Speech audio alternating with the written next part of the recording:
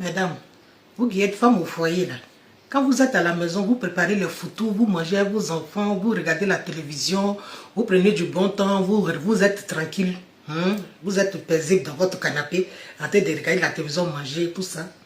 Parfois, votre mari qui est au travail, là, il a le ventre vide. Il travaille le ventre vide parce qu'il n'a pas de quoi manger. Tout son argent, son salaire, là, c'est rentré dans les priorités. Les priorités, là, c'est quoi? La maison, la nourriture pour sa femme et ses enfants. Les soins médicaux, les factures des canaux, les CIE, saut dessus, tout ça, c'est dedans. Maintenant, lui-même, il va au travail, il va payer le transport. Il doit s'habiller. Travail de maintenant, là, tu es venu, il y a même habit, tu as porté ça du lundi jusqu'à vendredi, là, comment ça te devient bizarre. Si tu as tapé ça, c'est un mois, comment ça il doit changer tout ça là.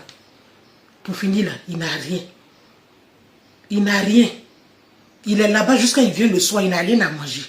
Donc là, souvent, même pas souvent, quand le monsieur rentre le soir comme cela, arrangez-vous pour que tout soit paisible. Parce que déjà, ce qu'il subit même, c'est déjà fort. Il y a Lion qui le poursuit. Donc, il arrive à la maison, il ne doit pas trouver la tigresse encore. Tout doit être dans le coton, dans le miel, pour apaiser cet homme-là. Et puis, essayer de faire quelque chose. Faire quelque chose pour soutenir le monsieur, prendre quelque chose dans la maison. Si c'est la nourriture, tu vas prendre bien. Si c'est les 2 factures, là, tu vas prendre pour le soutenir. Non, si je fais ça, il va prendre l'argent, là, il va aller trouver sa maîtresse. Il va donner... Fais. Dieu va te récompenser. Il va bénir tes enfants. Fais ça. Fais ça. Pour toi-même, Dieu va illuminer ta vie.